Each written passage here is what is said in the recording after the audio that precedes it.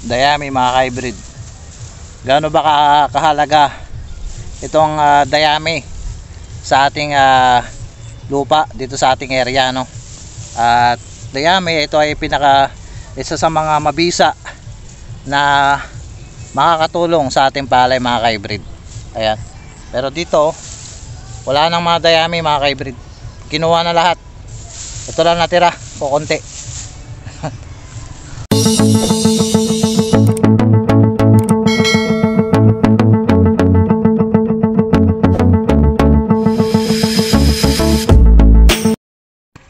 Magandang araw mga ka-hybrid, Lakbay Farm. Babalik muli sa aking YouTube channel. At kung bago ka lang sa aking YouTube channel, huwag mo kalimutan mag-subscribe. I-hit mo na rin ang notification bell para lagi po kayong updated sa mga bagong uploads at mga videos natin. So for today's video mga ka-hybrid, at pag-uusapan natin ngayon yung ating magiging topic ngayon, apat po ito sa dayami mga ka-hybrid. So nandito ko ngayon sa Barangay Bacayao pa rin mga ka-hybrid. Ayan, as you can see ay mapapansin nyo dito sa likuran ko ay walang dayami. So bakit nga ba walang dayami mga ka-hybrid? Ay ito ay kinuhanan ng mga nangunguhan ng mga dayami dahil nga ipapakain nila sa kanilang alagang kalabaw, alagang baka, para po ay kasi sa araw na ito talagang grabe ang init. Wala na po mga nakikitang damo ng ating makakain natin mga kalabaw at ating mga baka. Kaya dayami ang pinapakain. Pero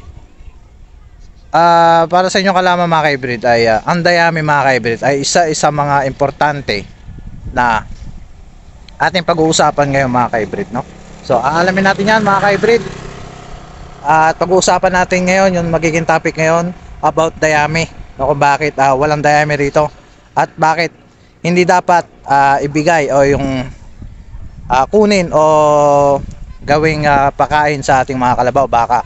At importante ito sa ating area kung bakit mahalaga ang dayami sa ating lupa, no, mga ka-hybrid, na ating inilaland prep para po sa ating susunod na wet season o dry season, no, mga ka-hybrid. So pag-uusapan natin ngayon yan about dayami, ano pa importante na makukuha nutrients dito sa dayami, no, mga ka-hybrid, no, pag-uusapan natin ngayon.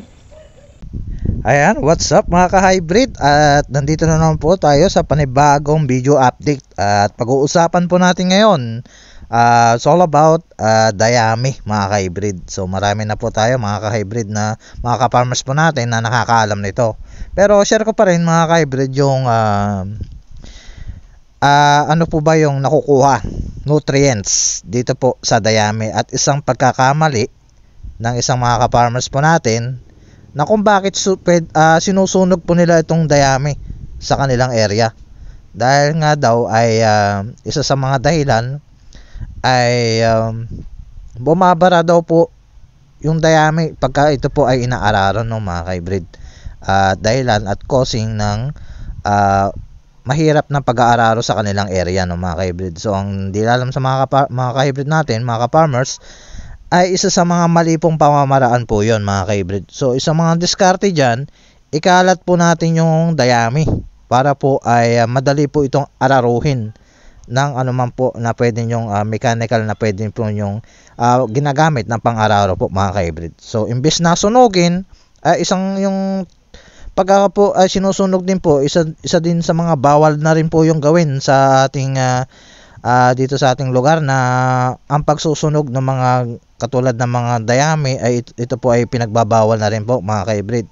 So wag na po natin gagawin ito. So ito na lang po ang gawin natin, na imbes na sunugin ay bulukin na lang po itong dayami na ating naiwan dito sa ating area na ating tanim, no. Pero katulad niyan, ito po ay isang senaryo na wala pong makikitang dayami ngayon dito at kukunti lang po ang natira. Dahilan ay isang ding dahilan kung wag nyo rin po ipamimigay yung dayami na pagkatapos nyo pong mag-harvest sa inyong area. Dahil po ay ito po ay pinapakain sa mga hayop katulad po ng baka, kalabaw.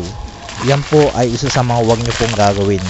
at sabihin nyo po sa pagka may humihingi ay ito po ay gagamiting fertilizer sa inyong lupa dito po sa inyong pagtatanim na muli nitong darating na wet season. So ano po ba yung pwede natin makuha dito po sa dayami mga ka-hybrid? Ay kung may imagine nyo po yung kung kalimbawa po ay naka 5 tons po na dayami sa inyong area o halimbawa sa 1 hektarya, ay katumbas po yan mga ka-hybrid ng isang bag ng urea. So makakales na rin po kayo dyan. So imbis na maglalagay po kayo ng urea, imbis na dagdagan nyo, ay makakabawas na lang po kayo ang pag-apply nyo po ng urea. So hindi lang po na urea ang pwedeng makuha po sa dayami pagka ito po ay binulok, ay pwede rin po may makuha po rito na mayaman po ito sa potassium mga ka-hybrid, itong mga dayami na katulad nito. Yan, lalo yan, bulok na po yan, no?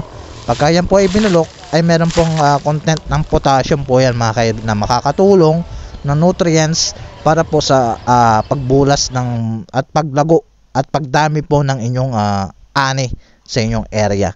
So yan lang mga ka-hybrid na konting share ko lang sa inyo. Huwag nyo pong gagawin sunugin itong dayami pagka kayo po ay pagkatapos mag-harvest ay susunogin. Wag na pong yung gagawin yon. Ay isa sa mga diskarte po na isa sa mga farmers po natin na ganito rin po yung technique na kanyang ginagawa kung bakit po nagtatap 1 po siya dito sa aming lugar. Dito po sa Nueva Ecija ay nagtatap 1 po siya sa pagdating po sa pag-aani ng mga ka-hybrid po. Walang iba kundi po si Sir Danilo Bolos na palagi po umaani ng higher yield sa kanyang area. Dahilan kung bakit po ay ito po yung diskarte niya ay hindi po ang pagsusunog ng dayami sa kanyang area, kundi po ay ito po ay binubulok niya. So depende po ay pagka kayo po ay magbubulok ng isang dayami ay pwede po kayong umabot ng halos 5 days. Pwede nyo pong bulokin yan hanggang 1 week. Depende po sa inyo kung makikita nyo po ay bulok na. Ayun po, mas maganda po na ay bulok ang dayami. So yan lang mga ka-hybrid, konting share ko lang po na makakatulong sa inyo na sa mga dahilan na wag po ninyong susunugin itong dayami sa inyong area. Dahil po ito ay mayaman po sa bionutrients at organic fertilizer na makakatulong po sa ikakalago at ikayayabong at ikararami po ng inyong ani. So isa sa mga dahilan din po yan na ginagawa po namin na ay halos nare-reach din po namin yung aming yield dun sa aming area sa 1 hektarya. So sana ay makatulong po ito sa inyo mga ka-hybrid at ating mga ka-farmers na huwag nyo pong susunugin muli, imbes na bulukin na lang po ito mga ka-hybrid. So yan lang, makakatulong po sa inyo mga ka-hybrid at sana meron po kayong nakuhang konting tips, technique na pwede po nating may share sa ating mga ka-farmers. So yan lang po, ingat po muli at God bless.